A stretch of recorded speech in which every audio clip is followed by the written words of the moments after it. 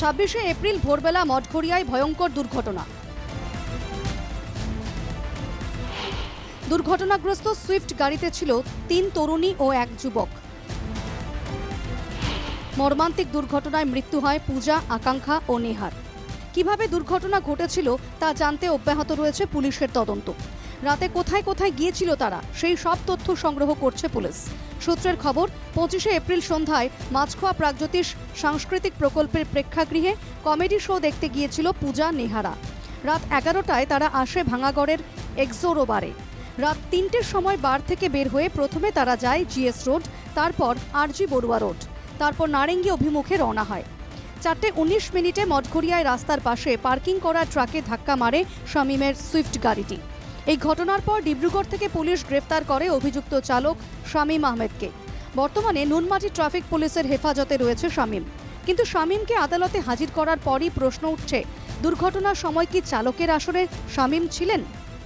Just এটা কথা কম যে মানুহ এটা গাড়ীত আছিলেও নাছিলে সেইটো আমি নাজানো, হয় না? শামীম আছিলে নাছিলে আমি নাজানো।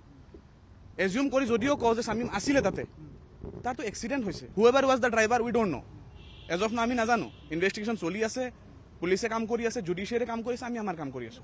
এতিয়ালৈকে আমি এইটোও চিয়ৰ নহয় যে ড্ৰাইভাৰটো কোন হয়, তেখেতে আছিল নে নাই এইটোতো চিয়ৰ নহয়। সেইটো চাওক, পুলিচে ইনভেষ্টিগেট কৰি আছে, এইটো মেটাৰটো ওলাব। এই প্রশ্ন ওঠার পর দুর্ঘটনাগ্রস্ত গাড়িটি পরীক্ষার জন্য নুনমাটি থানায় পৌঁছয় অসম পুলিশের ফরেন্সিক টিম। গাড়িটি তন্ন করে পরীক্ষা করা হয়। পুলিশের দেওয়া তথ্য মতে দুর্ঘটনার সময় গাড়ির স্পিড ছিল 96 কিলোমিটার প্রতি ঘন্টা। সংগ্রহ করা হয়েছে গাড়ির স্টিয়ারিংয়ের ফিঙ্গারপ্রিন্ট। সংগ্রহ করা হয়েছে ডিএনএর নমুনাও। ফৰেঞ্চিকৰ দল আহি উপস্থিত হৈছে আৰু ফৰেঞ্চিকৰ দলে তন্নকৈ নমুনা সংগ্ৰহ কৰিছে। মই কিছু দূৰৰ পৰা দৰ্শকসকলক দেখাবলৈ চেষ্টা কৰিছোঁ। চাওক, এনেদৰে তেওঁলোকে এই যিখন বাহন, এই বাহনখনৰ নমুনা সংগ্ৰহ কৰিছে। সমান্তৰালকৈ শামীম আহমেদ যিগৰাকী চালক আছিল বাহনখনৰ, এই চালকগৰাকীকো বৰ্তমান সময়ত আৰক্ষীয়ে সোধা পোছা অব্যাহত ৰাখিছে। এদিকে মঠঘড়িয়া দুর্ঘটনার পর এক্সোরো বার কর্তৃপক্ষের বিরুদ্ধেও উঠছে গুরুতর অভিযোগ। আবগারি নিয়ম লঙ্ঘন করে ভোর রাত পর্যন্ত বার খোলা রাখার অভিযোগ। সরকারি নিয়ম মতে রাত 12:30টার মধ্যে বার বন্ধ করতে হয়, কিন্তু ওই দিন বারটি প্রায় ভোর 4টে পর্যন্ত খোলা ছিল। এই তথ্য সামনে আসার পর কড়া পদক্ষেপ নিয়েছে কামরূপ মেট্রো জেলা প্রশাসন।